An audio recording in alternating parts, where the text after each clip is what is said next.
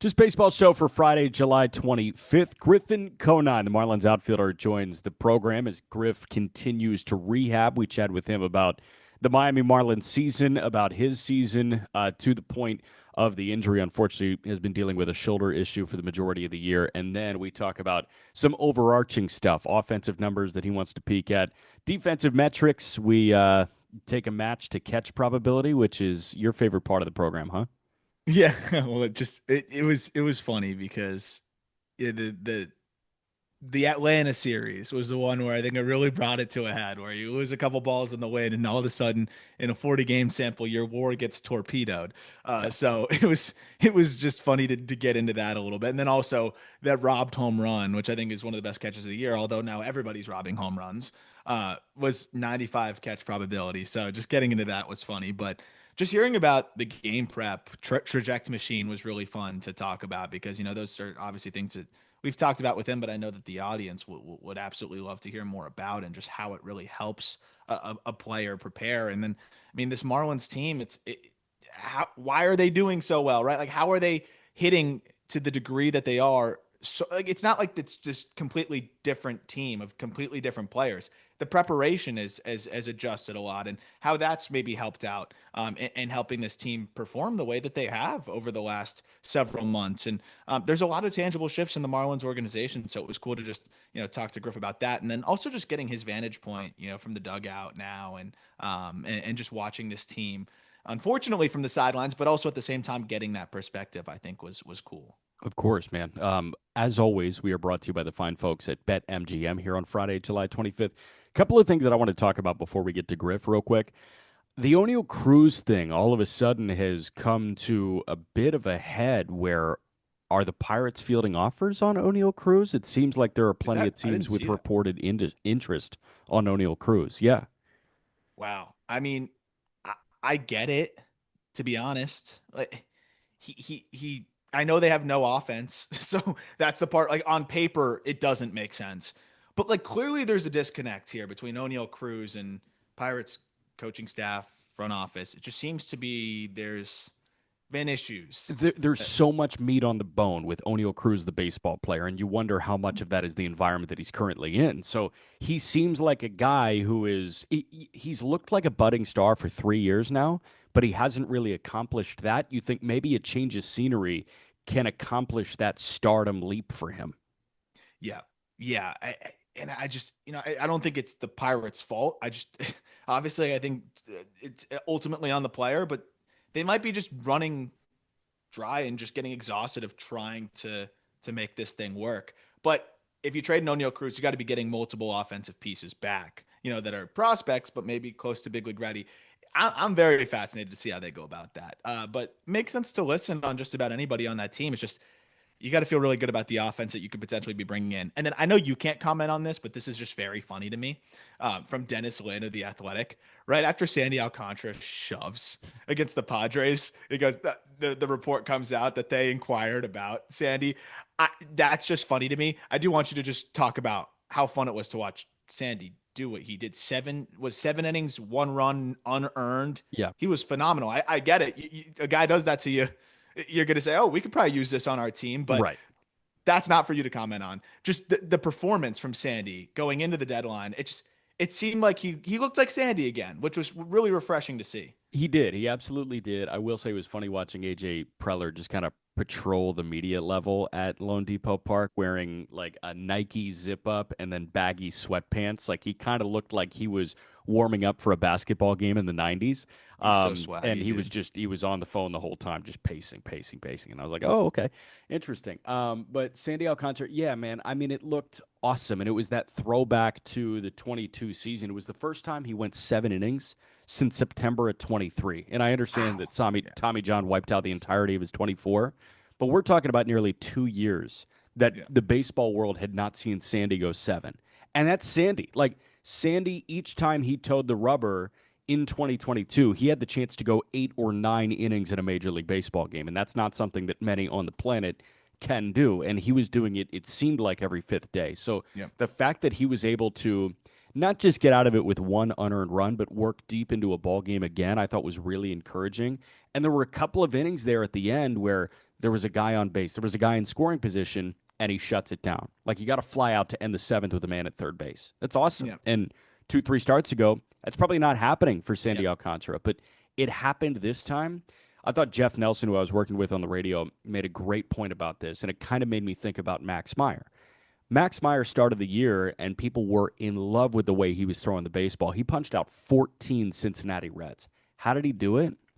Well, Max isn't a guy that relies on a good four-seam fastball. He was just shooting the knees with the slider the entire time. It was fastball at the knees, slider at the knees. He cased 14 Reds.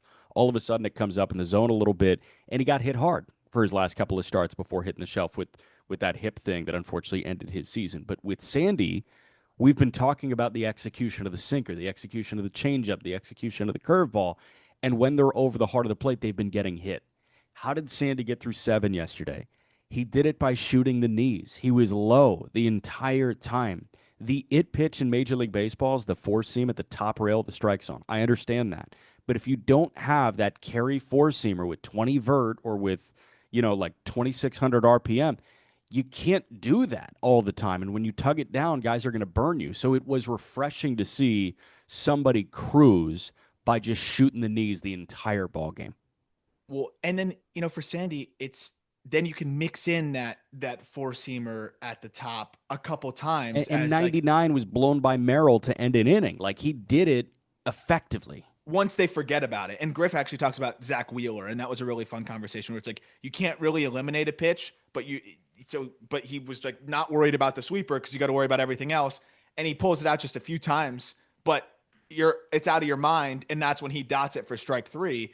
It felt like that was what Sandy was finally doing, where it was like wearing out the bottom of the zone. And then, okay, you've seen everything I have. It's third time through the lineup or whatever it may be. Now I'm going to surprise you with the four seamer at the top when you expect at least. And now that's going to allow that pitch to play a lot better, which in a Cy Young season, it never had great shape, but it's 99. In a Cy Young season, 10, 15% usage, buzz it up there when you feel like the time is right. And, he did that exactly in that last outing.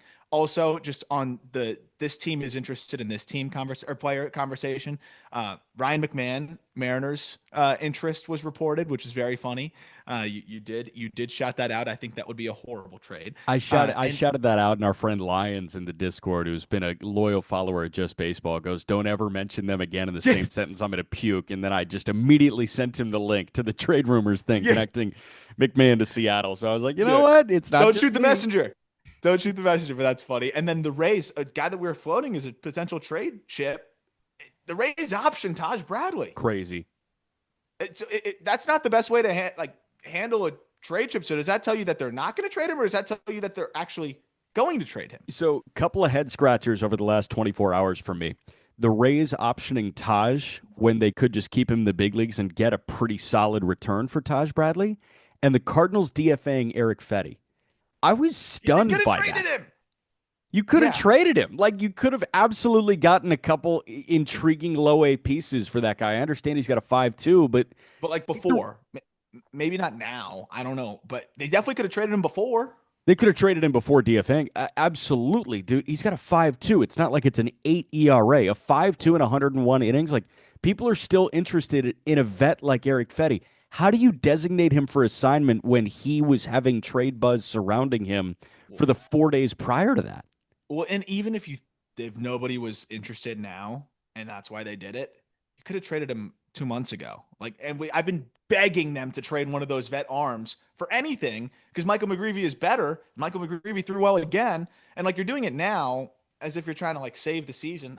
It's slipping away. You lost to the Rockies. I think teams were probably a little bit nauseated by the 5.58 strikeouts per 9 and 4.16 walks per 9. Sure. But they could have traded him months ago, and it would have been an upgrade, I think, to go to McGreevy. So I thought that one was kind of crazy as well. But Taj Bradley, it was horrible last time out, but his last 6 starts, he's a 3.73. So I just, it's kind of crazy to just shoot him down there. So a lot of interesting things going on as we're positioning for the deadline, and I'm excited to see, what happens. But the Padres' interest rumor mill is really starting to fire up here. So No, it's the good I think stuff. they're going to do the weirdest shit. Peter did his predictions. I've decided now I think the Padres have the wildest deadline because I think they're going to sell and buy and just do crazy shit. And I'm excited to see what that looks like The too. the Robert Suarez to contender for whatever they need swap is going to be crazy. Like Yeah. they have room to get rid of one of those four horsemen, and I think Suarez is going to be the one to go because he's making the most money. Like they still can run out of 7, 8, 9 of Estrada, Morojon, and Adam. They're filthy. I think that's the best bullpen in baseball. I understand that the Giants have the best bullpen ERA, but I watched Randy Vasquez go 4 1/3, and then Morojon, Estrada, Adams, Suarez finished the job, and I was like, this team might be And David unbeatable. Morgan's gross. Morgan's gross. He throws 100 with a slider. Yuki Matsui, I know he's got a 5, but like I it's still still a believe in him. nightmare for lefties. I still believe in him. And no, I think that bullpen is ridiculous. I think they could trim from it. And then the last headline, I just wanted to mention, it just makes me very, very sad. Chase DeLauder was back and he was playing really well. And he's hurt again and is Come probably on. going to wipe out most of, if not all, the season. Now it's a hamate. So 6 to 8 weeks with a hamate. Guardians top prospect. I mean, was just balling out since coming back from another issue, and here we are again. Unfortunately, it just seems like he can't stay healthy. But the guy's big league ready ability wise, it's just I don't know. So that one really makes me sad because he's I want to see him perform at the big league level. Like I was just looking at swings the other day, and I'm like, wait, why isn't he played in a week? And then here we go. So It, that it one made me sad as well. it And really then is the Byron Buxton conversation. It it really really like this is. guy has an insane level of talent. It's just a matter of staying healthy. Can he just stay on the field? And I don't know. Now it's hands, Yeah. feet. It's been everything. The Um, the last thing that I've got for you, interesting suitor popped up in the Eugenio Suarez thing. I saw that. That makes a lot of sense to me. Cincinnati, I perked up when I saw that. Cincinnati's interested in a reunion with Gino.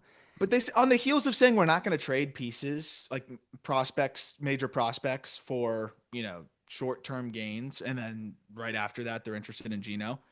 I would love for them to be interested in Gino, and I would love for them to try to bring him back next year too. That's another team I think it's a great fit. He might hit 70 if he Yeah. goes to Great American Ballpark for the rest of the season. Yeah. I would love it. I would absolutely. I know he would love it. It would be electric. Do it. Screw the prospects. Screw Do it. I'm it. thinking like what would that package even look like? And I think you can get it done with like a Chase Petty. Yes. Duno is playing out of his mind right now. Like Petty and Duno and then a couple other You don't even need to pieces. move Duno. Like they've got other guys like Petty. If Petty's headlining that, the D-backs want pitching.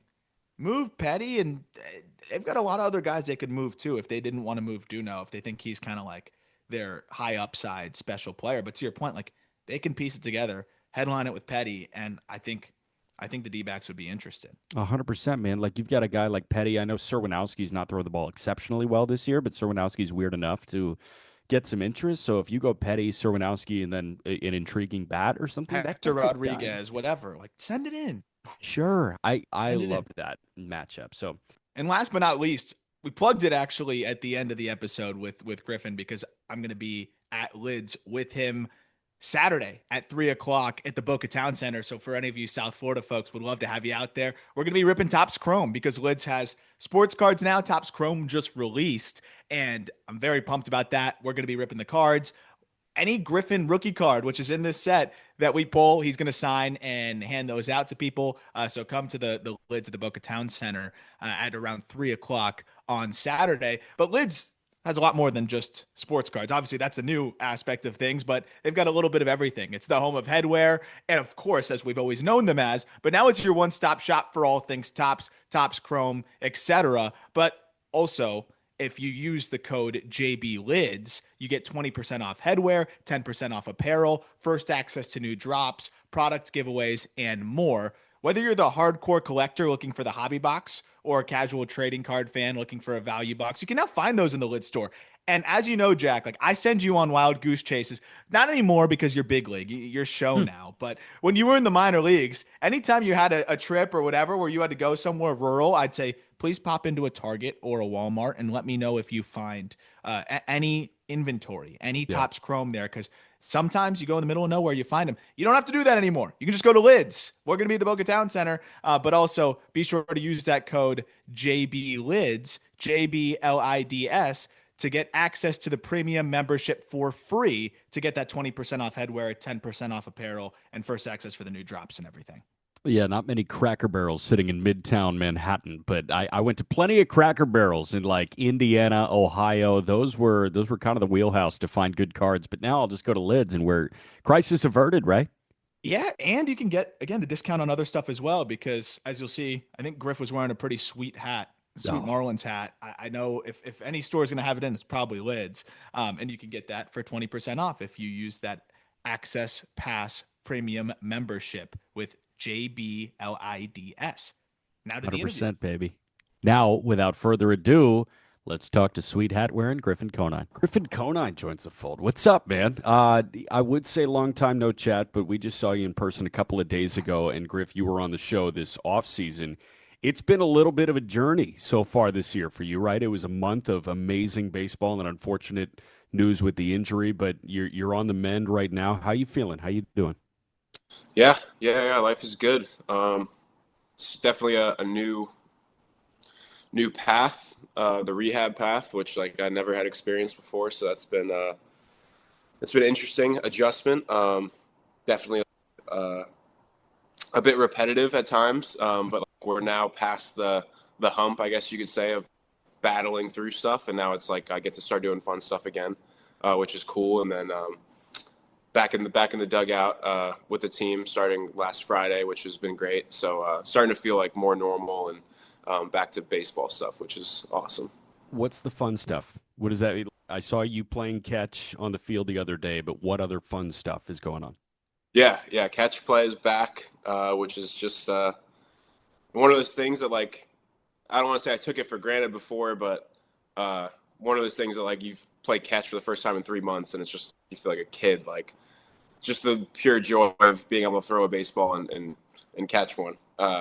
So we just started that, the throwing program, ramping that up. Hitting is back, which is kind of like came suddenly. And we were going to start one-handed swings, and then we're back to two off the tee, just one day in. But first day went great. Everything feels good. So definitely rehab's been as smooth as it could be, which is good. I know for you, I mean, just being able to have the bat in your hands and actually swing it, even if it was the slowest swing in the world, which it wasn't. You sent me a video, it looked like you were feeling good. I can't imagine just how good it felt just to be able to swing the bat, even if it's not at 100%. Is that just kind of that next spark that you needed to just really feel like you could see the light at the end of the tunnel? Yeah, no doubt. I think I have a bat here in my apartment that like I've picked up many times over the last few months, and had to restrain myself immensely to not swing it. But it's weird. It's like one of those things that I've talked to like people about.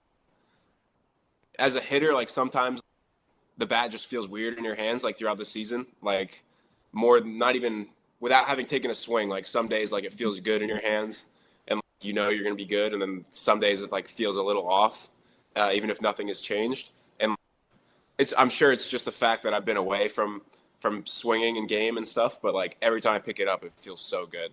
It feels like that feeling like that I'm locked in, which is cool. But I think.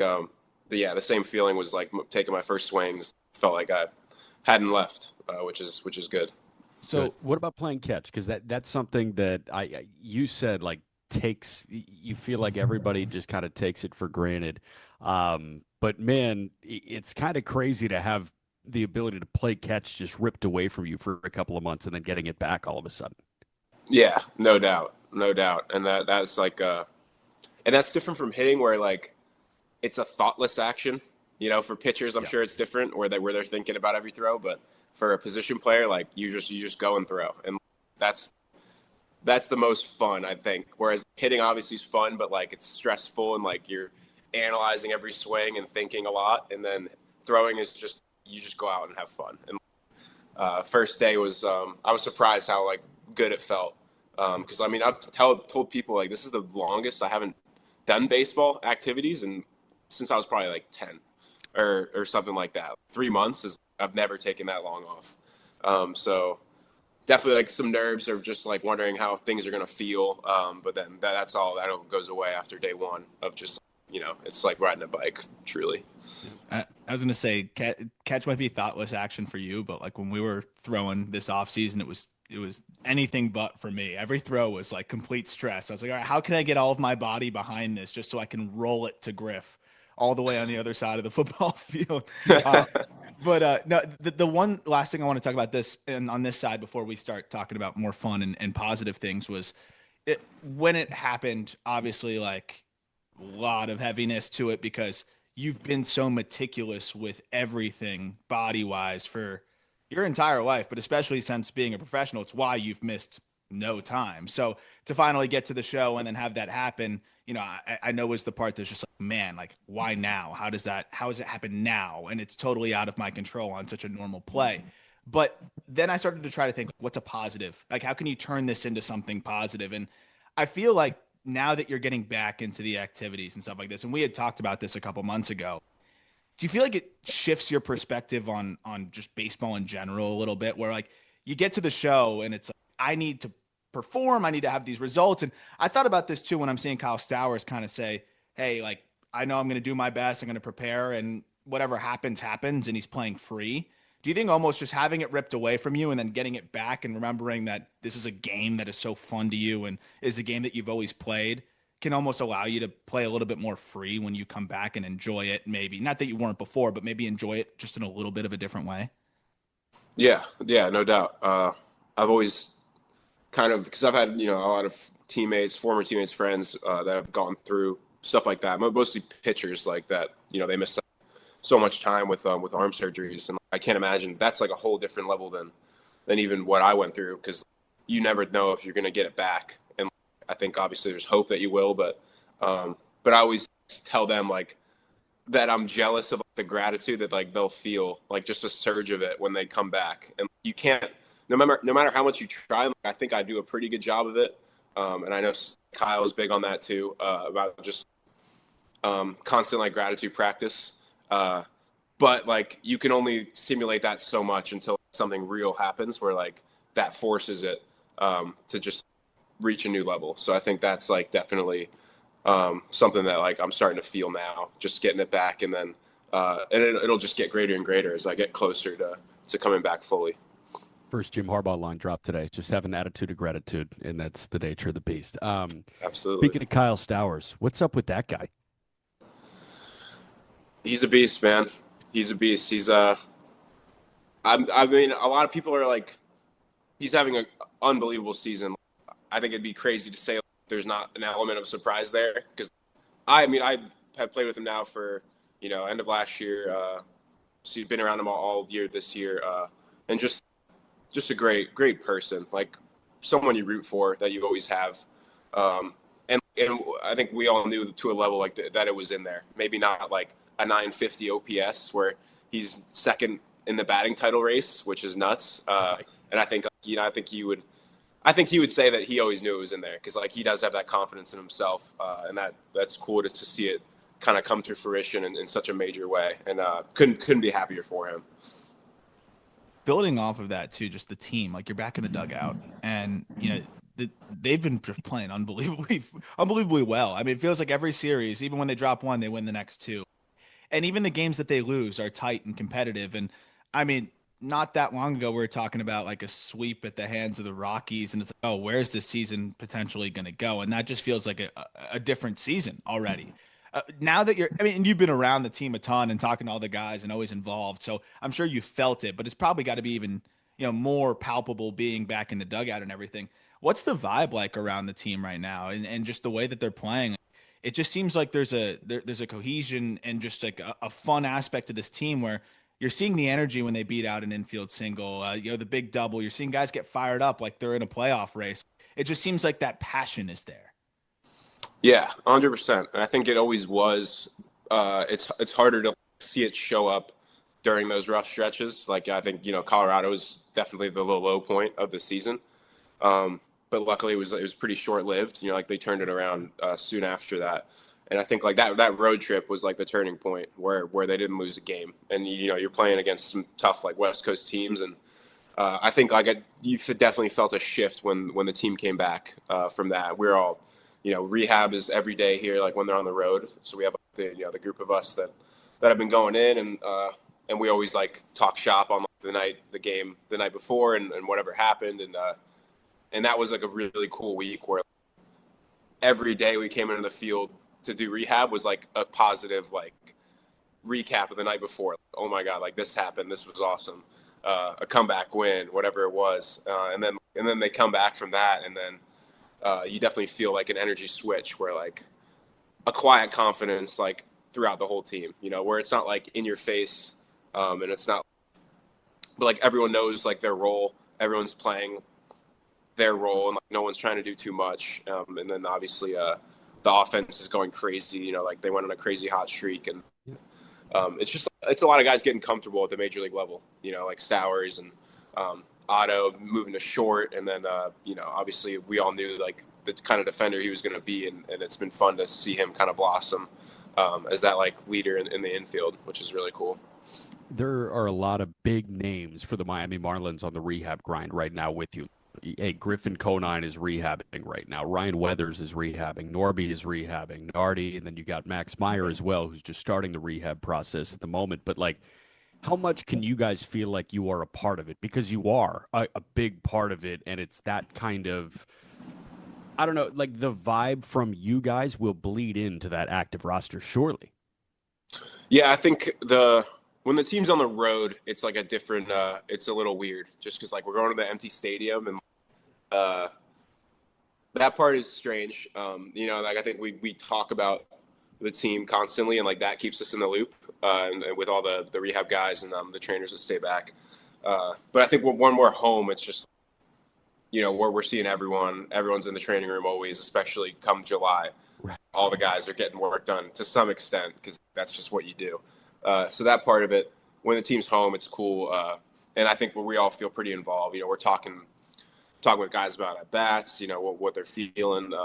And that part of it's like always joy for me, like just being able to talk hitting with anyone.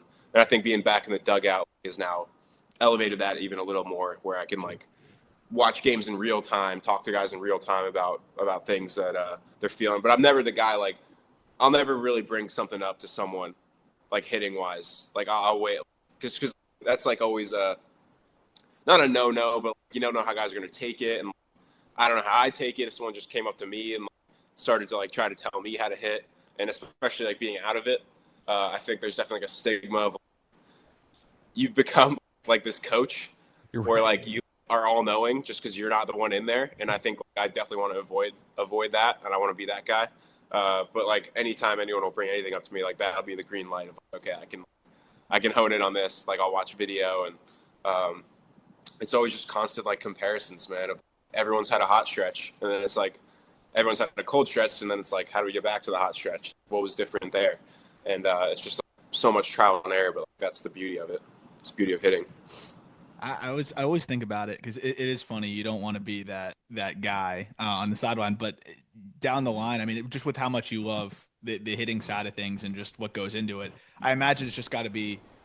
It almost has to get you going a little bit, thinking about like 20, 30 years down the road. Like, would that be something fun to eventually do? Being able to help guys maximize and get to where they want to be in their careers. But what's funny is I wanted to ask you about the pitching side, and we had talked about this a little bit before. Eury Pérez, like you've been his teammate now since AA, and of course he skipped AAA, but you got to see him. What when he first got there, was he 19? When he got to you guys in AA, 19 probably, maybe even younger. Was he 18? I think so. You could make up an age, and I think it was 19, which is absurd. And I was gonna ask you, like, what's it been like watching him just develop and just kind of see him turn into the pitcher he is today? But your answer for it is kind of funny because it's like this guy's just different. I feel since the first time you got to see him throw. Yeah, like I told you this, and I'll tell other people this, is just I feel like he was the same pitcher in AA that like he is now, and I think like maturity level, like off the field things, probably have changed. Like he's getting older and starting to become more mentally like mature and understanding of how the game works and like pitchability and things. But like the stuff wise, like it was the same stuff in AA. mostly. Like, I'm sure there's been marginal gains if you really like hone in, but I mean, he was throwing 100 at age 19, like with one of the best fastballs metrics like that we've seen, and so there was no question that like he was going to become what he has. I think, and it's awesome to see him like doing it in the show now. Like, obviously, Double A is one thing, and skipping Triple A is a whole nother story. But to see him like do it fully come to fruition at the major league level this year, and he still has so much more to go. But yeah, he always, like, from day one, man, like he was just made to be a pitcher, to be a number one starter. On his bump days, when you're playing in the outfield out there, I mean, there had to be so many just days where you're just watching hitter reactions and things like that. Where, like, how often are you just almost find yourself lost in the cadence and what he's doing on the mound? Of course, you're locked in on the game, but I just wonder if is it like a different experience when you were out there, even at the big league level. But I'm thinking especially in Double A, because there's just such a different dichotomy between like him and everybody else. Especially if you're saying he's pretty much was the same guy then, pitching wise. Was it a different feeling for you in the outfield every time he took the rubber? I think there was definitely more excitement, and I was like also expecting to not have as much work come to me in the outfield on those days. But also, like, it was like shocking when like hitters would perform against him. If someone like hit a homer against him, we were like, holy crap, that's a big deal. And I remember this one dude, like, on Biloxi, Jackson Reitz. Yeah, he was on a heater down. He was big leagues with a few teams, I think. But like he had an unbelievable year that year. He had like 20 plus homers as a catcher, and I think he hit like 2 homers off him in one game. And I was like, this guy is Barry Bonds. This is unbelievable. And he also raked against us like all year. Like, he loved hitting against us. But like, just things like that, like when someone is that good, where it's like a huge deal when someone has a good swing against him, and like that's kind of how it felt like in Double A. This stuff was so ridiculous. You don't expect anyone to hit it. So watching Eury on a start-by-start basis and just like being up there and like actually paying attention to every single pitch he throws, it's clear, and I've called it on the radio, his get-out-of-jail-free card is four-seam fastball right now, because when you're working your way back from Tommy John surgery, it's like, okay, the changeup is going to be work in progress because that's a field pitch and you're coming off a major elbow surgery. Slider, it feels like it kind of backs up on him some points. He leaves it arm side a little bit, but he can always go to the heater. And I'm just going to lay some numbers out for you to ask this question. Run value per 100 pitches. So in a vacuum, pitch by pitch, what are the most effective pitches in baseball? Number 1 is Andres Muñoz's slider in Seattle. Number 2 is Tyler Rogers' sinker in San Francisco. Eury's fastball is number 3. It's followed up by Tarek Skubal's changeup and Adrian Morejon's sinker. He has thrown 359 four-seam fastballs, and he already has a run value on that pitch of 13. And when you look at batting average against, fitting that criteria, 300 fastballs thrown, he and Edwin Diaz are the only guys under 140 in terms of a batting average against. So I lay all that out knowing that it's 100 at 20 vert, and it's spinning at 2,700 RPM. Is it the best fastball in baseball? I think you just said it. And I think, like, it's what we see in the dugout every time. Like, it's just, and I think when your go-to pitch is a heater, like, as a pitcher, that's such a weapon. Because, like, it's one thing if it's, like Muñoz's slider, like, that's a field pitch. Like, that's harder to land. You're going for more out-of-zone swing and miss. And, like, Eury can just say, here's my best. Like, it's coming. Try to hit it. See if you can do it. And no one can. Like, 1 out of 10 times, maybe you can snake a hit off it. And that's just is what he always had, from day one. Like, that was his thing, and that's why he's become, what he has. So as a hitter, okay, you see the usage, it's an elite heater, but it's going to play generally really well at the top. There's probably more than a 50% chance you're going to get that fastball. A lot of people would say, just especially from their couches, the heater's coming, just cheat, sell out for it, whatever. What makes it so impossible to do that with a heater like that? I think a part of it too is when you have that kind of extension and velo and ride, it's really hard to not overswing as a hitter, and 100's coming, and it's really, and obviously one of the best when everyone's going their best and all the best hitters in the game, like even if they're high effort swings, like they'll tell you that they don't feel like they're, they feel like they're operating at like 75%, and it's really hard to do that when the guy's pitching from what feels like on top of you, and he's handing the ball to the catcher. It feels like, and like you got to go, and then but the off speed is enough to keep you honest. Like you can't really sell out because then the changeup will get you, the slider will get you, and the fastball is a go-to, but at the same time, like you got to respect the off speed because he's putting it in the zone at a high enough clip where you got to be able to do both, and that's why it's such a hard guy to face. Is there anybody else around the league that jumps out to you in terms of just being a physical freak like that? And they don't need to be 6'9", but I think about Skeens like 6'6", 250, crossfire throwing 100. Is there anybody else that you've gotten in the box against or you've watched on plenty of video that says that's a nightmare? I don't know how guys do that.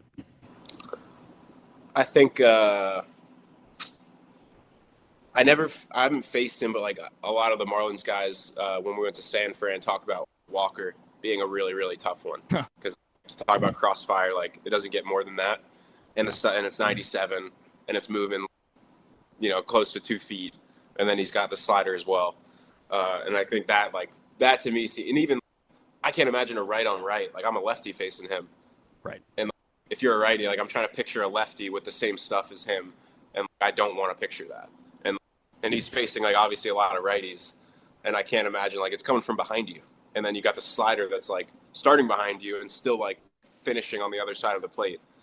So it seems like a nightmare at bat. I'll always talk about Wheeler just because I feel like he's not like a crazy in your face physical specimen, but like, he has like such an elite like pitcher build, like super lanky, long arms, like one of the smoothest deliveries you'll see.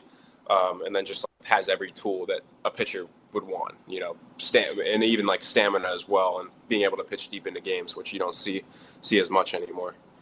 There was an at bat you had against Wheeler, and I wanted to specifically ask you about Wheeler because he's pitching at still like the peak of his powers at 35 years old. It just seems like he continues to get better and better and better, and then in the playoffs he dials it up an extra couple ticks, and it's a nightmare.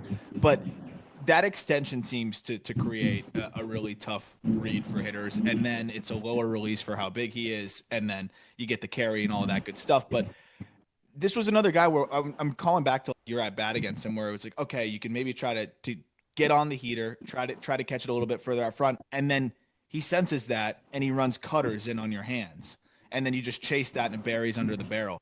Like, what was it about Wheeler the second? Because you've seen him now 2 different occasions. I felt like the second time even you saw a different Wheeler. It feels like he can kind of adjust himself every single time you face him, right? Like, how do you prepare for a guy like that? What even is the plan? Yeah, I think like you got to be on the fastball for sure, but you can't sell out to it. Like what we were talking about with Eury, where like the effort to you feel like you need a rush, and like he just puts that feeling in you no matter what, like no matter how early you are, it's on you so quick. And I think too, like the low effort delivery that Eury has too, where it looks like they're not trying, and that's like deceptive to your eyes because like it looks like he's gonna be throwing like 92 and then it's in the catcher's glove. But I think Wheeler specifically, like all his pitches are like protected by another pitch where you can't like okay, I'm going to see the heater down because it's got the ride. Then he's got like a splitter that he'll tunnel in the same way and it'll drop off the table. And then you swing and miss at that. And then you say, oh, I'm going to see like the fastball's got some run at times. And you're like, I'm going to see it middle in. And then he'll throw the cutter, which is like almost impossible to pick up from the same slot. And then that's 3 balls in and snaps your bat. And then he's got the sweeper, which is also a great pitch that he'll like backdoor. And like that one is just a freeze one where he froze me in Philly. And that wasn't even in my brain because like it's a pretty low percentage pitch, but that's the thing where he'll just mix it in like once a night, but it'll be like it struck me out. So that'll be like the one time he'll mix it in, he'll just dot it for like strike 3. So it's there's nothing you can sit on and there's nothing you can eliminate. Whereas like most guys, even good pitchers, like you can be like, I'm not gonna think about this pitch and like I'm gonna focus on these 2. And for Wheeler, yeah, you'll eliminate the sweeper, but like it'll come back to bite you. So it's just a guy where you just hope for the best. You get as good a feel as you can get off the machine and going into it, and then hope he makes a mistake and that you're ready for it.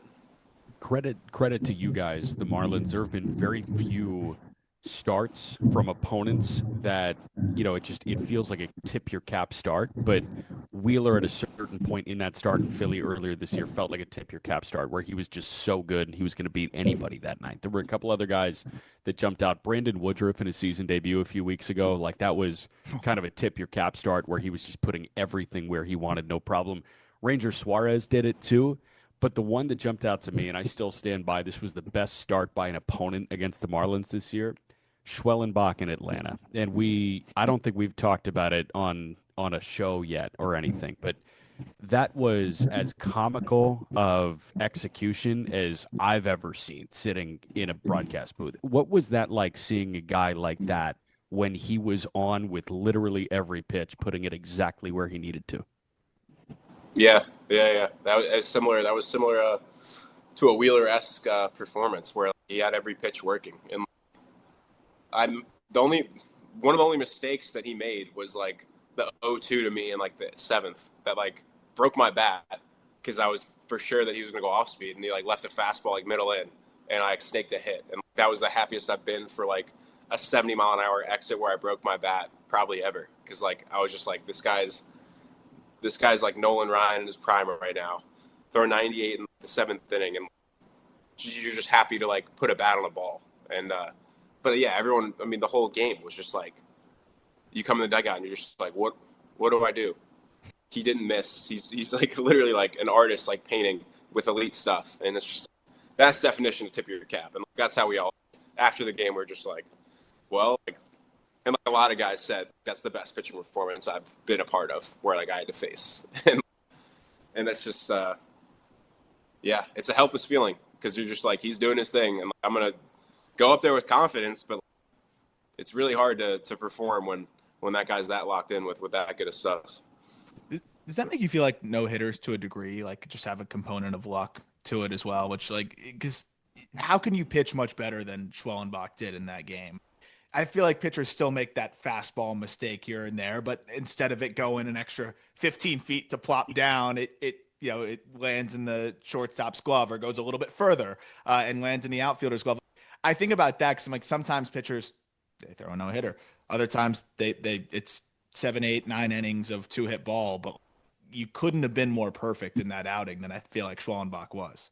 Yeah, no doubt. I mean, there's a huge aspect of luck involved where like, there's not one like jam shot that sneaks through, like that just like lands in no man's land. Like it feels like every game there's one of those.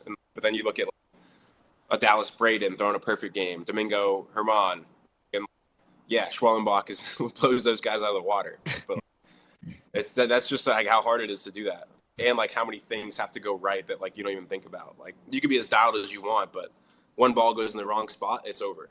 So you talk about the command side of things, and you can only prepare for that so well. Same with the tunneling and pitches that work well off of each other. But something that I know you guys, and you specifically, like are a big fan of is the traject machine and just what that can simulate. I mean, and for those who are not familiar, though, we've talked about it on the podcast a little bit, and correct me in areas that you can fill in, Griff, but it's essentially it loads in pitcher data. It's a robot.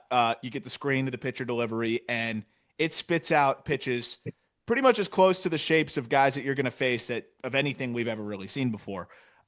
What has that been like for you? I'm sure even it just shows you how far technology has come. Since you've been drafted, it's probably not even something you could fathom. Like you could have brought that up, and I'd be like, oh yeah, that'd be cool. And when we get flying cars or whatever it may be, like it just seems like a pipe dream. But here it is, and I'm sure the tech's going to keep getting better and better. But how good is that tech, and how helpful has the traject pitching machine been? And just for fans that are curious, just what is that like?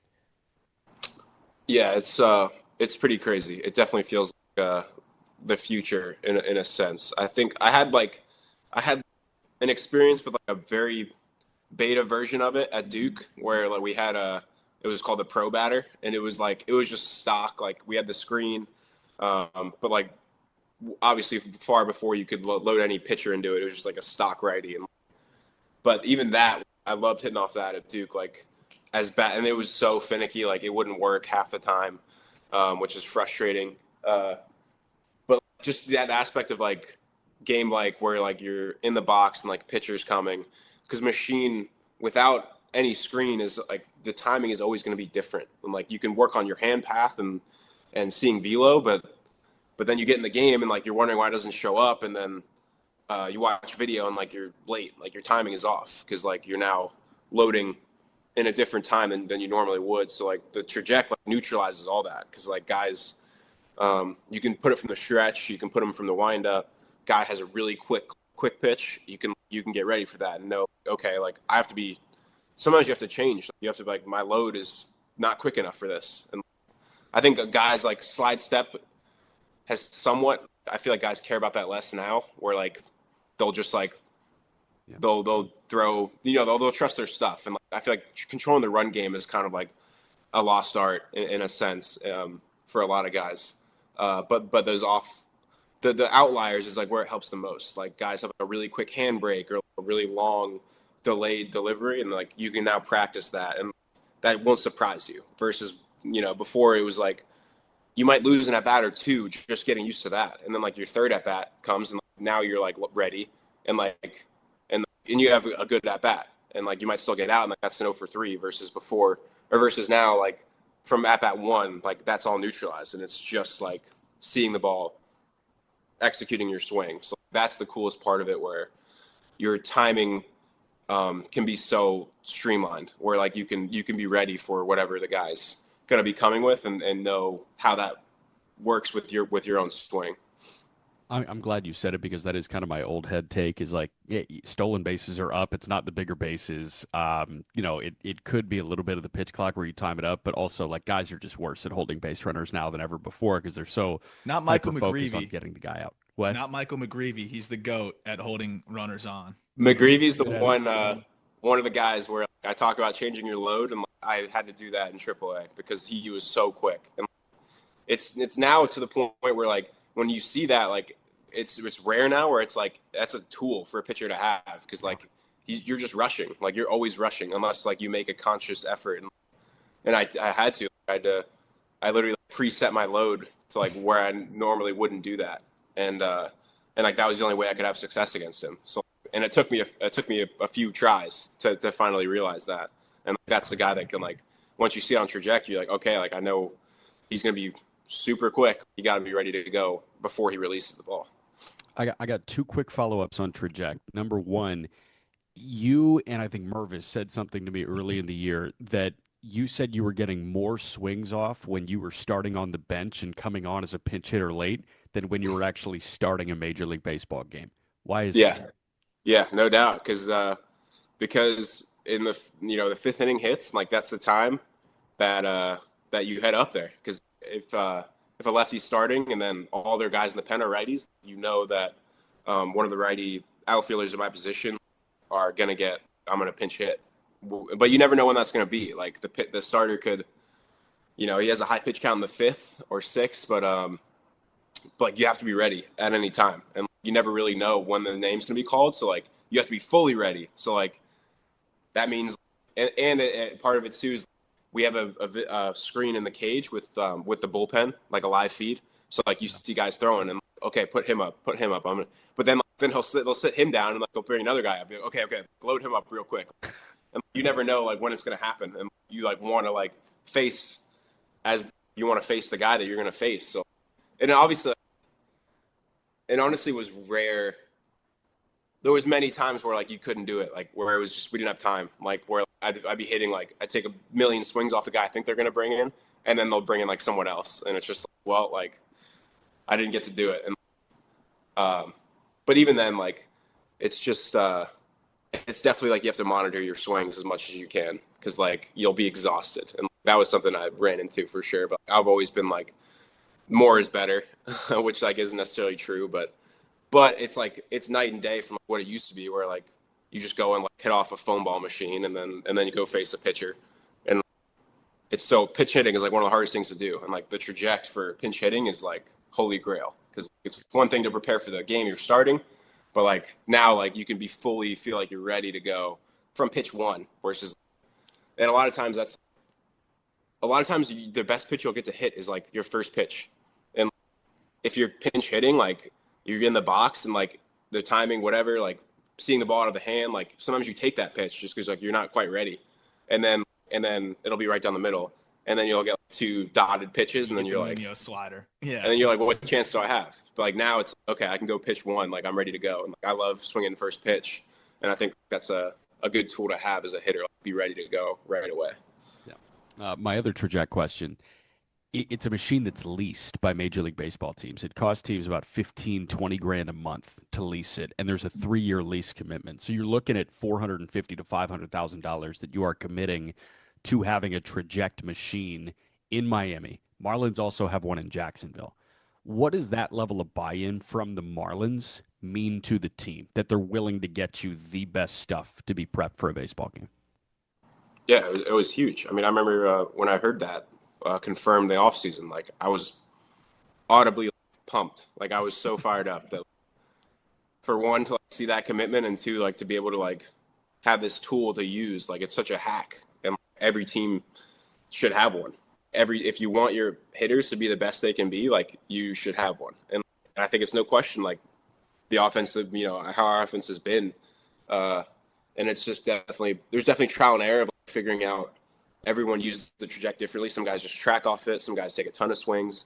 Some guys don't use it at all, and like they tried it and like maybe it didn't work. So I'm definitely like on the first end where I use it a lot and like tracking and swinging. And I think it helps so much, just confidence more than anything, like mentally. Okay, I faced this guy. Like it's a new guy that I've never faced in a game, but I've already logged 10 at bats off him, and now I feel like I can go. And I've done it like in a cage, and you can trick your brain in a way that like it's not real life, but like, it's pretty close. So it's just like you get in the box and you're more comfortable than you could have been. That's what I was gonna ask. How far off are like the pitch shapes? Because obviously it's impossible to fully emulate that, but it can get close. Like how far off does it seem like when you get in the box? Because if it's even slightly off, or at least I would say if it's like 30-40% off, that's going to be enough to kind of be like, I don't know. It's got to be pretty close. I think the hardest time it has is like a really sharp moving slider or like a curveball where like it can't replicate that kind of like depth to a pitch. Fastballs are pretty true. It'll get fastballs pretty good. I mean, it throws up to 100. It's like you can get all the velo you want. You can get the movement like pretty solid on a heater. There was few times where like Kirkering slider on there was like I was crushing that, and then it's not going to do that in the game. Like it's a different pitch in the game. So like those type of pitches, but for the most part, I mean, it's pretty true. Like it plays pretty well, and it's cool to see like the release point. Like they log it in, and like, the release point will just shift to whatever. Like we put Tyler Rogers, the submarine guy, and you see it go like literally onto the ground. And that's pretty cool. So it's cool to see. It's just crazy. It's like a robot. How different is the pregame work? And because just that's the other thing that I've noticed with this team is just so many better ABs this year. I mean, guys just are coming up and not getting blown up. I mean, even guys that are swinging and missing in AAA are getting up and putting together good at-bats, good stretches. Then you've seen solid players take another step forward this year. It just seems like players are more prepared. And yes, Traject, I'm sure, is part of that. But like you said, not everybody's doing that. That they threw away all the tees this year, right? Like I know that was a component of things. They totally changed the way that I know you guys are looking at hitting, I think, in general, but also preparing, I think, for games is the biggest thing I've noticed. It seems like they really want you guys to go through it before the game starts, which I think goes in tandem with the Traject aspect well, right? Like they're giving you angled machine. They're giving you all these different things. What was that like process? Like, I'm sure at first it's like, damn, we're going to get our doors blown off before the game, every game. Like, I'm sure there was a mental hurdle for that, but then obviously as the results start to come through, the buy-in is there. But what was that like, making that adjustment to where it's like, wow, I know you like that because you were always a big machine guy pregame, but this still feels like a different beast. Yeah, I think spring training was definitely like the eye-opening part and that was like good to get used to, but there was definitely like guys weren't happy about it at first just because like you're taking all the feel-good swings away essentially, and guys want to feel good, especially like pregame. Like you don't want to. It's tough to go into a game and not having taken like not that many good swings, even if you are like facing close to what you're going to see. It's just like mentally, it's tough to go into a game and not feel like you're your best self just because like you've been getting beat down. And then there's definitely like an aspect of just understanding that part of it. Like the work's really hard. Like I'm not going to, it's just shifting your expectations like to where like you're doing flips and yeah, you're going to crush every ball. But like now it's like we're doing game-like stuff. So like the results are going to kind of be like game-like results in the cage where it's, you know, a couple not great swings and then like a good one. And then like, for me, like, I think the adjustment was get out of there once you put 2 or 3 in a row together. Like, instead of like before it was like, I want to have a good round where every swing is like how I want it to be. But then that's just, I was taking like way too many swings to get to that point. And then like it started to get worse because I'm getting tired. So it's put together 1, like 2, 3 in a row off like a hard throwing machine, like whether it's a velo machine or the traject, and then get out and be like, okay, that's where I'm at. And, but it is interesting to see too, like we didn't do arm BP at all either. Like when I was the first month of the year, no arm, like, it was always machine on the field. And then like in the cage, like I think they would do like short toss with arm, but like never just like regular arm BP. But like now, because I was asking Wagaman or something, because like I haven't been on the field for BP much, so I don't know what they're doing as much out there. And we started doing arm BP, and like I was like, is arm still a no go? And he's like, no, like we're doing it now. And I was like, okay, like that, because like guys would complain about that, because especially at home, like we have the traject pregame.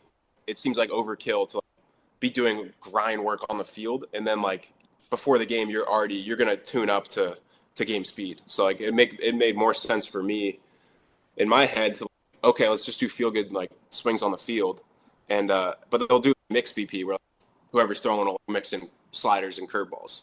So like you're still getting the aspect of adjusting, but like more feel good swings, and then before the game you can like tune up to the traject or whatever guys want to do machine. I think that's the best of both worlds, because like, I think to do all like super competitive work is like, one, it's taxing on the body, whereas and the mind, and I like to have the aspect of performing well on the field, like during BP time, and then like you take a break, and then 6 o'clock hits, and like, okay, I'm going to tune up to whoever I'm facing and get ready for the game. And then an underrated aspect of it too was with all this like challenge work, outfielders, it was harder to get reads because there just wasn't that many fly balls being hit because the machine was so hard.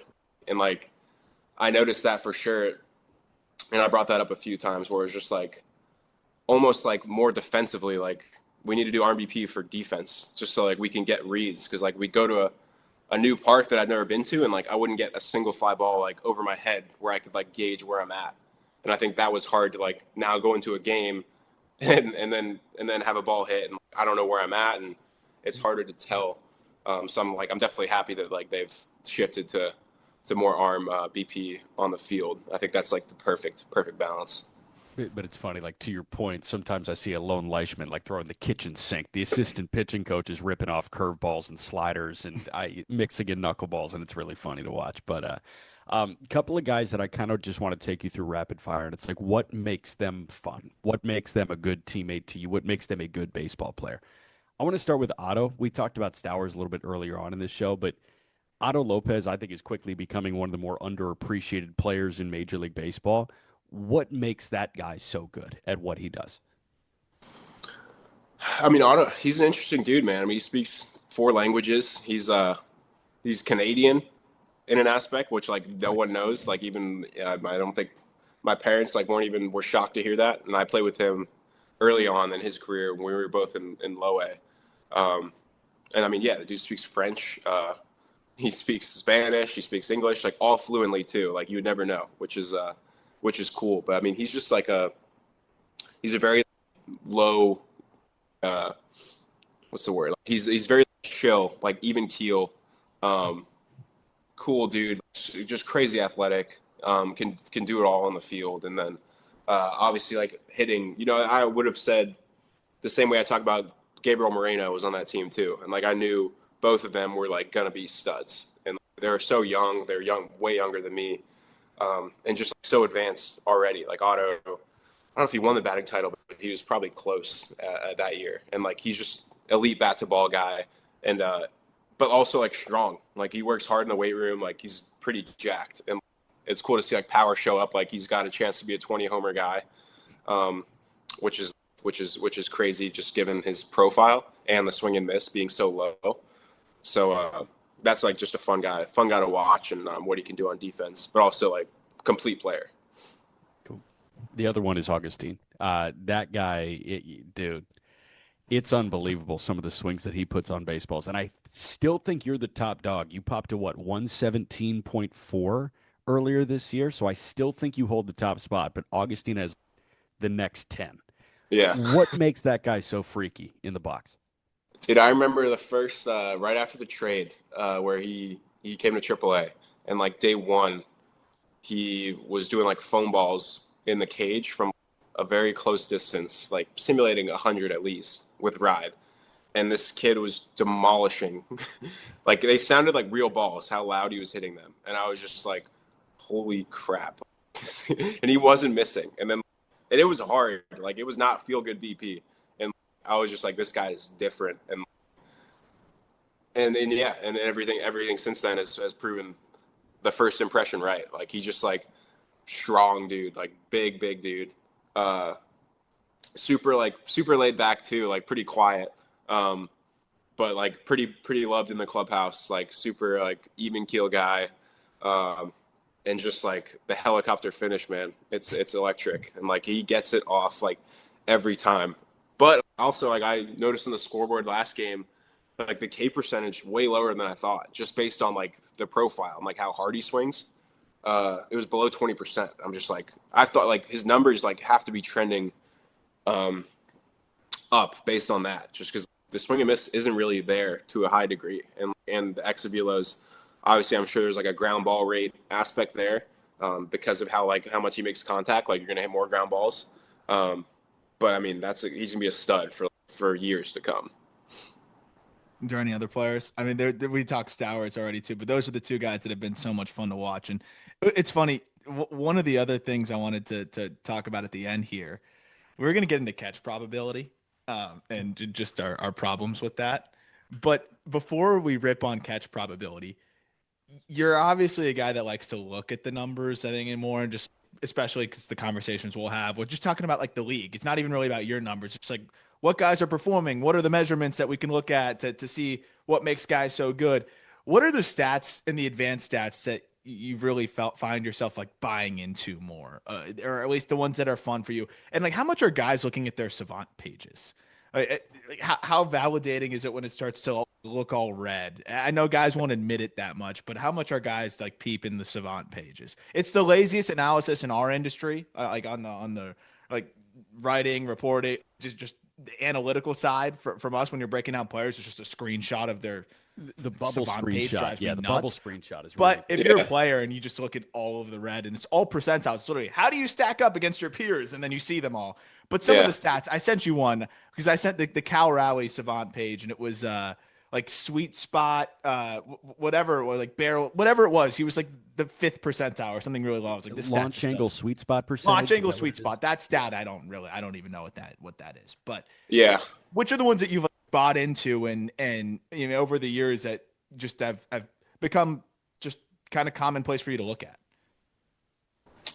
I think from defensive standpoint, I think probably one of the best for an outfielder is like your burst, like how quickly it'll be. I don't know the exact how they word it, but it's just I think it's like how many feet you cover in the first like second that contact is made, and it'll give you like a plus or minus based on league average. And like PCA is like plus 12, like he's 12 feet further than like the average guy. And then if you get a bad jump or like you break in on a ball that's over your head or whatever, you'll get a negative. So I think that's a pretty easy one to just gauge like how well you're reacting. And so much of that is, it sounds so rudimentary, but like your prep step is so important, especially, I mean, infield as well. I'm sure it's probably even more important. But like outfield, we really honed in on that in spring training of the timing of it all. And that was different for me. Like I think I probably had a more aggressive one from the start than most. Like I would always have a 1-2 step in. And like, that was how I timed it up, where like a lot of guys like would just kind of like be flat-footed. Not flat-footed, but like, they would kind of like stay in one place. And we kind of honed in on spring training of introducing movement and timing it well, like can give you a burst that you won't be able to mimic by not doing that. So it's a lot of we talk about both your feet, you want like leaving the ground as like the pitch is released. So like your feet are coming down, and it's like a minimal, not like a big jump. Some guys have big jumps, where they're actually. I've watched like Michael Harris, who's like, obviously one of the best, and like, he gets like up. Like if you like, he actually is like a foot off the ground. And some guys like it bigger. Derek Hill is one that like he's more like a step, like where his feet are barely leaving the ground, and like, he's obviously really really good out there. But it's finding your sweet spot of. But it is crazy that if you time it up really well to where like your feet are just hitting the ground as like it's entering the hitting zone, like you can just get like such a quicker reaction like right away. And you also have a bit more like adjustability in a sense. Like if you're still in the air and you're coming down and you're reading the swing, like you haven't committed to going left or right yet. So like you can, as you hit the ground, you can now make that decision in real time. And then also like you get a little like boost almost, like as if you're like getting a head start. And like it was definitely a trial and error in spring training. I'm glad like we honed in on a lot then, and it's different for every pitcher. Like some guys, you got to time up the pitcher more than anything. You got to know like their cadence, but the more you do it, like you just become consistently at it. And that was something too, like in BP with machine, it's really hard to do. Like it's a lot easier off an arm. So that made it harder a bit pregame to hone in on it. But that's huge for like defense if you can lock in on that, which is such an easy thing, really. Like it has nothing to do with your actual route to the ball or anything. But like, if you're just 10 feet further than like, the average guy, and hopefully it's in the right direction. You got time to miss the route a little bit. You could have a slightly less efficient route. You bought yourself a few missteps. You have more room awesome. For error, which is huge. And then that's like a big one that we've all, and we get that like weekly. Like it'll just send out like comparing us to league averages. And I mean, I remember the first month, like we were like as a unit in the outfield, like we were like top of the league, which like wasn't surprising. We got Dane out there, we got Hill out there. Stowie's obviously great. And but as far as like catch probability, like that's one that is I don't know the term for it, but like, it's a bit annoying to see sometimes where like you lay out for a ball and it says it was like 70% catch probability, and you just, it'll neutralize some like good plays in your head, just like where like you're like, I just robbed him, but like then you'll get the data and you'll be like, well, you should have like, easily caught that. But then you'll see ones like from PCA or like Harris where like they don't even leave their feet and it's like a 10% catch probability. But even I've had some of those where like I didn't lay out, but like it'll be a lower probability just because the jump was so good. So like it really hones in on how quickly you're getting your read and like how quickly you can get up to like top speed. Blake Lally, your guys' like outfield coach and third base coach. I was talking to him, and if you can explain this to me, in spring training, you guys had what? You had a circle that was like 3 foot in radius, and you guys would have to vacate that as quickly as possible when working on outfielder jump. What's the theory behind that? Yeah, that was pretty cool actually, because we had an iPad out there, and I'm trying to think. The iPad was connected. Like you could see, it would have the sound of when the ball was released from the machine. So it was like simulating pitch contact. And like on the iPad, there'd be like a little, like almost like a line that like it would boost up like when the pitch was released. And then like we had that synced up to video to show where like he was behind us videoing, and they would show where our feet are at in relation to when the ball was released. And like what we wanted was like to be just like above the ground coming down when that happened. And like, that was perfect. That was a perfect. And it was hard. It was hard to get it like that. Like, it was always like, oh, you're a little late, you're a little early. You wanted to be later compared to early, because if you're early, that's when like you kind of lose some momentum, because like you kind of hit the ground too much, and then you're flat-footed. So like we wanted to err on the late side, and then yeah, we just go frame by frame, and it was cool to see when it was timed up, like how quickly you get out of the box, and then he would compare it to, like, just based on the time, because it was in seconds, and if you got out of the first box like in the first second or the first circle, like that'd be elite. And then there was another circle that I think that was 5 feet, and then usually if your first step was that good, like the second one would be just as good, and like he'd be like that's 70 grade. That's where you need to be. And that was kind of like what all honed us into it, like seeing that in real time, the difference of like when you timed it up perfectly, like you're gonna be a 70 grade jump like every time, and that's where like foot speed is like irrelevant. Where like long distances, sure, like it'll make a difference. If you don't have elite speed, you're not going to get to some balls, but just like honing in on that part of it, you don't have to be a burner. Like you can be a great outfielder just by getting out of those 2 circles as quick as you can. And it was part of it too, was just like letting go, like trying to be perfect with your route. Like Arm said, just get out of the box quickly. That's all we care about. If you have to adjust, that's fine. Let's just get going. And you'd be surprised like how quickly like you do make the right read, just like by trusting it. I'm going to get off as quick as I can, and like I'll trust my eyes, and then a lot of times we were right where we needed to be. Got you. By the way, that home run robber you had against Jack Sawinski, I just pulled this up. 95% catch probability. That's great. Yeah, it was routine. Routine catch. If I missed it, I'm docked hugely. Yeah, So, how does that work? Yeah, if you don't rob that, does that work against you? No, I think because if it's a homer, if it's a homer, you're good. But yeah. One of the guys I respect the most, off the top of the wall. Yeah, if that hit off the top of the wall and came back, you're smoked. That's negative. Yeah, negative 1 OAA. It'll take me weeks to undo that. Well, I was going to bring that up in a second, actually, to wrap up soon. But Lance Brzezowski, I respect his opinion, especially on these kinds of things, as much as anybody in the industry. And he's very anti-catch probability, which was surprising to me. It's really emboldened my disdain for it. But he did a whole breakdown on his YouTube, and his YouTube channel is awesome. But about how like balls that are marked less than 50% catch probability are generally underestimated in their difficulty, which is crazy to me as well. But the other side too is like, and I know you take a lot of pride in your defense, and I mean people have seen. Just this is where the eye test is valid. Like people can very obviously see you're a great defender. The tough part is you can't watch every single player play the outfield all the time. Marlins fans know you're a really good defender, but you have one bad game, right? Where like the wind's swirling in Atlanta, ball drops, and maybe 1 or 2 that you could have had. And you can't really simulate though. Would the average other MLB player also have lost that ball in the wind, or had the same struggles with the elements? And now, as you mentioned, and you always would bring this up when you would text me about like the numbers or whatever, it's like, oh great, now I have to make this up over 3 weeks, so it's like that part is kind of fascinating to me as well. That's where you have to just not worry about the numbers as much, and just it's more of like a fun measurement side of things. But I don't know where did that put you on the thought process of the numbers and everything? I mean, I remember talking catch probability with you right after you debuted in Denver, and you're like, this shit makes no sense, kind of, because that catch was nasty that had this and this one wasn't, and it had that. But also the fact that you could just misplay one ball and then it's going to dock you over 3 like solid catches that you could make subsequently.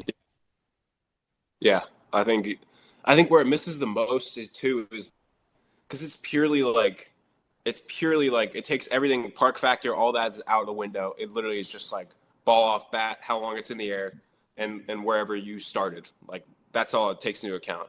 So I think where it shows up the most is like a guy, like a power guy, takes a big swing but breaks his bat or gets jammed, and it's like one of those floaters that will drop in front of you, and like that's really hard read because like off the bat. First step back, I think, is kind of like gone to the wayside. That was always what they taught us in like high school, like first step back. And yes, it is harder to adjust backward versus adjust in. But for those balls, like it doesn't take into account the fact that there's a read zone where like you have to make a decision, and like you're not going to get the best jump. Like you're not going to break in immediately full speed on like a ball that's like a home run trajectory that you need to take a second to kind of like see where it's going to be. And then And then you take that second, and like those are the ones where like you lay out to catch, make a sick play, and it's, well, that was a 70% catch probability. Just because, yeah, he didn't hit it hard, and like, based on where you started, like it should have been routine, but like that's where it's a miss. And I don't think it'll never get to the point where that won't be. I think that's just like what it is, you know. Like the metric is cool sometimes. I think it's cool for like a ball crushed in the gap, like some PCA ones where like he's covering a ton of ground and it's just like that was a 0% catch probability. Like those are cool always, but like, I think the mid-range ones where like that's just, it's going to be a miss. Like it can't take into account wind. It's not going to take into account park factor. It doesn't take into account the fence. So if there's a ball that like technically you should catch, but like also to catch it, you'd have to be running full speed directly into the fence. Like that's like a factor that is pretty important, but like it'll still say, like, yeah, that should be caught. But that should be caught if there's no fence there and like you could run through it and make the play. So it's just, that's a bit annoying sometimes to see those numbers. Like when you put your body on the line and then it's just like, well, yeah, you should have caught that. And it's just like, all right, whatever. I'm glad I did. But at the same time, like you're getting docked for plays that are tough plays. So it can be frustrating for sure. Like the one in Atlanta was a tough one where I made good plays before that. And then got hurt. So like I didn't have time to undo it. Cause like I ended up getting hurt and then now it's like negative on the year just cause that one play. But it's just, that's why you got to realize as a defender, like it's one play and it's just like, and over 160, annoying. That's the one beautiful thing about baseball is even with the flukes over 160, 162, you're gonna be able to rectify those things and it's all ultimately settle out the way that it does. Last one for me on that front though is offensively. Aside from just the EVs, contact rates, the obvious, are there any specific things that maybe the Marlins, you know, are pointing you guys towards, or just something that you like to look at a little bit more than maybe you did in the past? I mean, the biggest one from spring training was just chase rate. That was what we preached. We had like a list. We had everyone's, and it started into the season too. There's a sheet just with everyone's amount of pitches seen. Is super simple. It was like amount of pitches seen outside the zone. How many did you swing at? So it's, and that's such an easy one to focus on. And then that too is one that, like spring training, I started pretty bad. Obviously, that's not how I wanted to, but the chase rate was really good. I wasn't swinging at balls. And so even though like I wasn't impacting the ball how I wanted and like, the numbers weren't there, like I could still be like, okay, like I'm not swinging at balls. That's such a good indicator of like where you're at and how you're controlling your at bats, and like the best guys like have the lowest chase rates.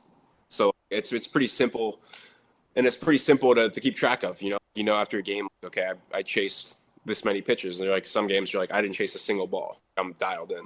So it's, you want to have both where like your swing's dialed and you're not chasing, and I think that's when like, you go on the stretches, like the hot stretches, and like, you want to be that guy every day. But I think that's a really simple one that if you're an offense and you're chasing the lead, like I'm sure you could pull the top offenses in MLB right now, and like the best ones are not going to be swinging out of the zone. So like you're walking a lot, and I've heard pitchers talk about, Weathers was just talking about the other day, how demoralizing it is for them. Like they throw their best pitch like 2 balls down, and you don't get a swing. And he's like, that is the most demoralizing thing ever, because like I just executed, and now I don't know what to do. And like hearing that is just like validation of okay, like that's like tools in our belt. That happens for us in that bat, and like we get like kind of a boost. Like we have the upper hand, even if it's still a 2-strike count, because they're like now they're pressing, and they're like, well, what do I do now? So I think that's like huge hearing that from pitchers too, especially one like him. Like he's a stud, but like he still gets domed up when we don't swing at strikes, or I mean executed pitches. And a lot of times too, like I told him, it's not even a purposeful take necessarily. Like it could just be like we didn't even pick it up and we just took it, and it ended up like being really close. And now like they're like domed up, and we're just like, we didn't necessarily see that pitch all the way and decide to take it. We just didn't swing. But things like that are cool and definitely help like hitter confidence. Griff, a couple things to plug at the tail end of this, and I'll save the I'll save this weekend what you guys are doing on that front, but you're going to put on your radio analyst hat on August 2nd, I want to say. August 2nd is that Saturday against the New York Yankees. You, me, and Craig Minervini hanging out with Steve-O in the booth for Yankees Marlins, and you're going to do all 9 with us as the guest analyst on radio. You fired up for that or what? I'm very fired up. I was telling you earlier, I'm gonna be tuning in. I'm gonna be beforehand. I'm definitely gonna be like watching games on mute and just making some calls and seeing how I stack up. But I think this will be so cool, especially like being a Yankees. Like Judge, obviously, the season he's having and the player he is. Like just getting to talk shop about him, and then it'll just be. Dude, I'm really looking forward to it. It'll be fun. You think Rich will be there? Maybe you can invite him into the booth. Teacher man, maybe he'll be in town. Yeah, maybe I could hit him up and see if he wants to come talk about Judge and what makes him, how he made him the best hitter in the world. The other thing that we're going to be doing on Saturday is we'll be at the Boca Town Center at Lids. Lids has sports cards now, so I'm pumped about that. We're going to be ripping some cards there at the Boca Town Center, 3 o'clock on Saturday. So for our South Florida folks, come through. Any Griffin Conine card, your rookie card is in there that we pull. We're just going to sign those and give it away, but also you'll be signing some stuff. We'll be hanging out. It's the Lids in the Boca Town Center. So very pumped about that. Topps Chrome just came out yesterday or day before yesterday for those listening now. So it'll be fun to rip that. A lot of fun chases, a lot of fun rookies in there, including yours. So come hang out with us at the Town Center, and looking forward to that. So hopefully some South Florida people listening right now will come out on Saturday at 3 o'clock, but very pumped for that radio call as well. It's going to be really cool. Yeah, I think that's all. That's all we got, man. Thank you you're the one guy that I don't have to feel bad when we keep you for an hour interview. So I appreciate you doing an hour with us. I still am very appreciative of it. And then you might be doing, we'll see how it's working timing wise, but you might, if it's not this week, at some point down the line, you'll be doing potentially an Ask Me Anything in the Discord. So another plug, another reason to join the Discord. That link is in the episode description. We're going to filter only the good questions. Don't worry. But maybe I'll throw in a couple bad ones there for you to just have to figure out. But yeah, that'll do it. Jack, any final plugs for us?